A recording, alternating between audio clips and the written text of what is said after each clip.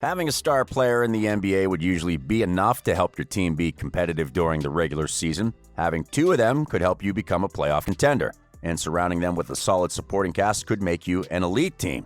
But if that's true, why do the Minnesota Timberwolves remain stuck on the bottom of the standings?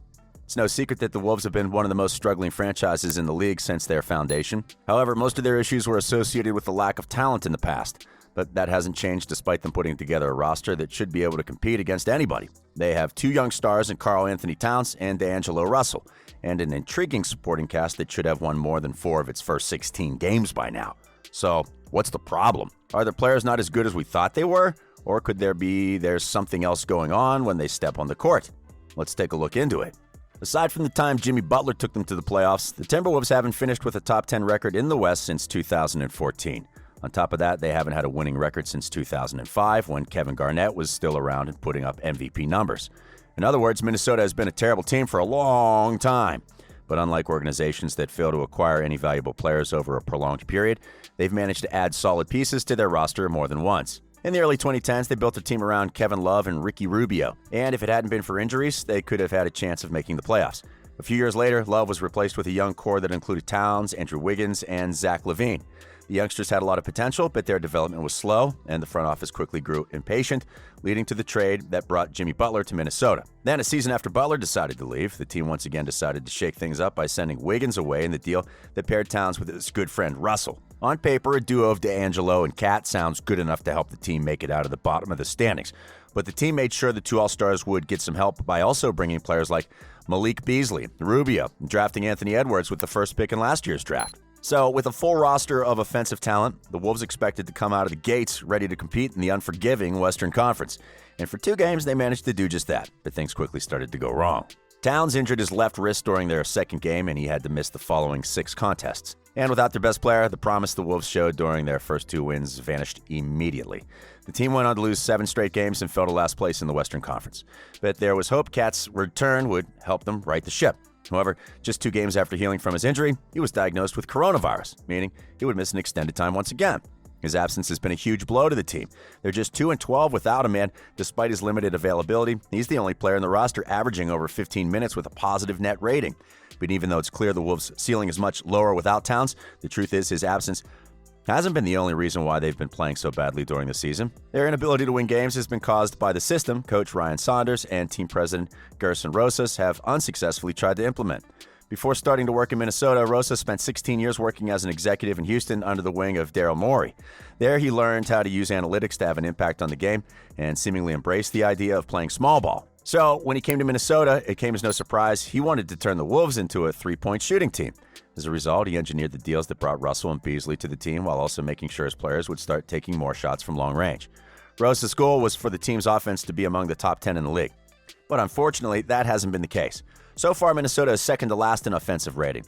And while they've increased their attempts from 3-point range and in the paint, the efficiency of those shots has also been among the worst in the league. But what is the reason behind their offensive struggles? Weren't the new players supposed to help the team perform better on that end of the floor? While Russell and Beasley are great players, they're not elite scorers who can make a shot over anyone. They have their own strengths and weaknesses, and for them to play at their best, they need to be part of a system that helps them perform at their full potential. For instance, one of the reasons why D'Angelo emerged as an all-star in Brooklyn was because the Nets hid his weaknesses and made things easier for him on the offensive end. Of course, that doesn't mean he depends on a specific system to be effective. He's already proven himself as a great scorer during his time with the Warriors and in recent games with the Wolves, but he could be even better if the team made things easier for him. The same goes for a player like Rubio. Currently, the point guard is having one of the worst seasons of his career, but that has been caused in large part by the role given to him within the team. The Spaniard is at his best when he's given the ball to create plays for his teammates. He's not supposed to be a spot-up shooter, but the Wolves have asked him to wait in the corners and shoot the ball as soon as it gets to him. In other words, the team has been making things harder for some of its players by putting them in situations where they shouldn't be. And unfortunately, the offense as a whole has suffered from that as well. The Wolves have been running a read-and-react offense instead of set plays. Once again, the reason behind it is to promote shooting from long range or to close the hoop. And while that's not an issue in itself, the problem is the team hasn't been effective with it. Most of their players are either not creative enough or not experienced enough to understand how to react to different situations and make the right play.